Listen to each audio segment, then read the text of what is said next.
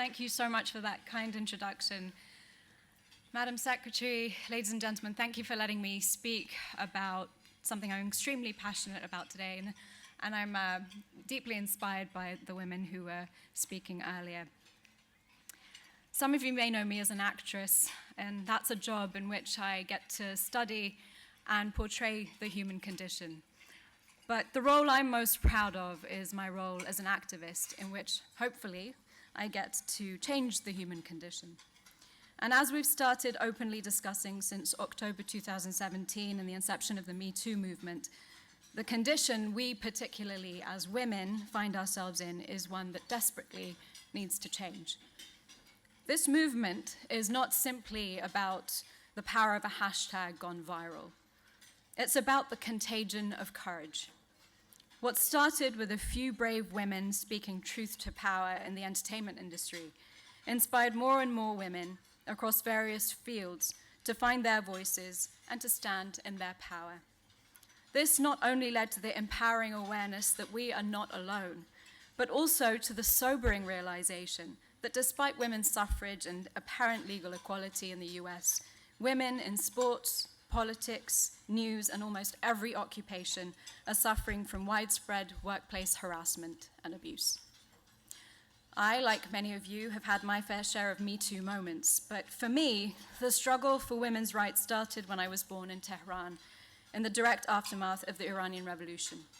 My parents realized the dangers of raising a daughter in a social, political, and legal climate that was growing increasingly oppressive toward women and girls. Although they fled to London when I was just 3 weeks old, becoming refugees as Secretary Albright's parents were, the challenges facing women's rights in Iran became ingrained in my social consciousness. And after traveling across Iran in my early teens, I knew I had to use my voice to promote theirs.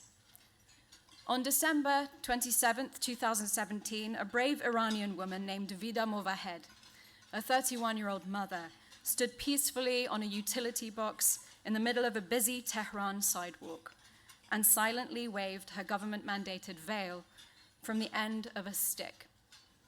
This basic freedom that women take for granted in nearly every country in the world, the feeling of the wind on your bare head, is illegal in the Islamic Republic of Iran. Movahed's defiant act came on the eve of national anti-government protests in Iran, fueled by widespread economic, social, and political discontent. She quickly disappeared after her images went public, and it was later reported she had been arrested. She was released on bail a month later, but her bravery has inspired dozens of women throughout Iran, old and young, veiled and unveiled, to engage in or support the same act of civil disobedience, standing bareheaded in public as they silently wave their scarves.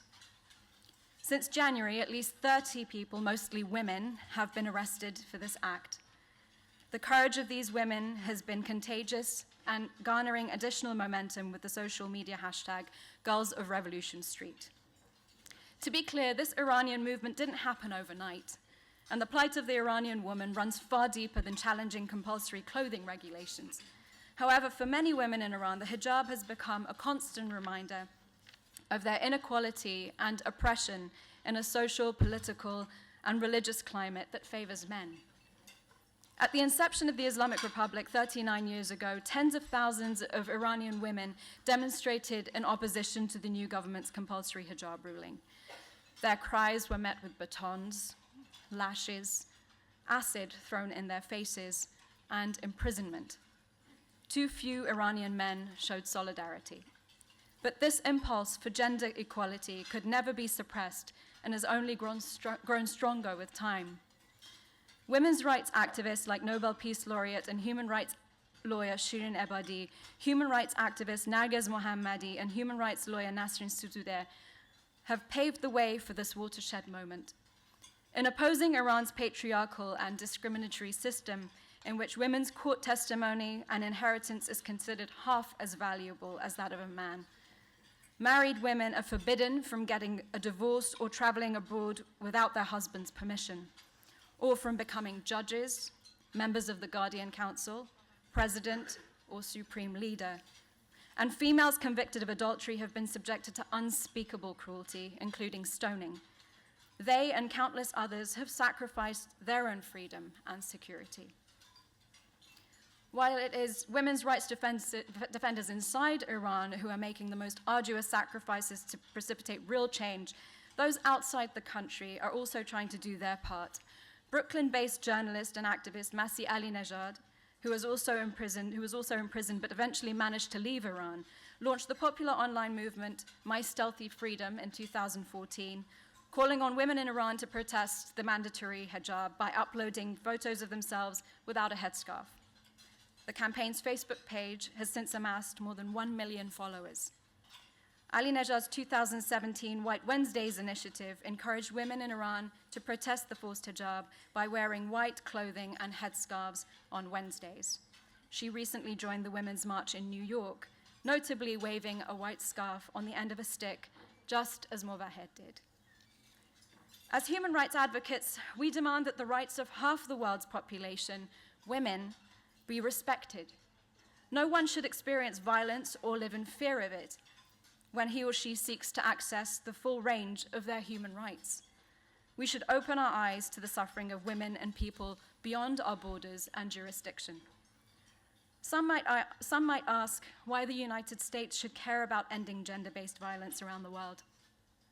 While we know there is much work to be done to end violence against women here at home, we must recognize that the status of women and girls and the stability of nations go hand in hand. Countries with the most discriminatory laws and cultural attitudes towards women tend to also experience the greatest unrest and turmoil, which in turn directly impacts global stability. Indeed, there should be no room for polarization or partisan politics when it comes to human rights. We should be able to equally loudly and in one voice condemn both the Muslim-majority travel ban and forced Islamic dress codes. The freedom of religion does not give one carte blanche to take away other people's freedoms. It is not enough for us to only condemn rights abuses when they fit neatly into our own political narrative. It is time for us to put people before politics and unite on issues pertaining to freedom, justice, and equality. I applaud the tremendous work that NDI is doing on this front. The time of the women's marches, the Me Too movement, and women protesting in Iran is not a coincidence, but a convergence.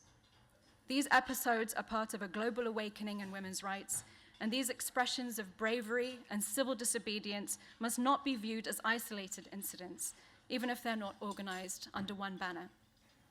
It is incumbent upon us to acknowledge this moment as an inflection point to bring about real social and cultural change. Otherwise, we risk having our movement forgotten and our moment wasted. I marched in Los Angeles and joined in spirit and solidarity with the women in cities across the world, from Frankfurt to Osaka to Kampala and Buenos Aires. But I also marched for the women in Iran who are breaking their silence, but at far greater cost. Thank you.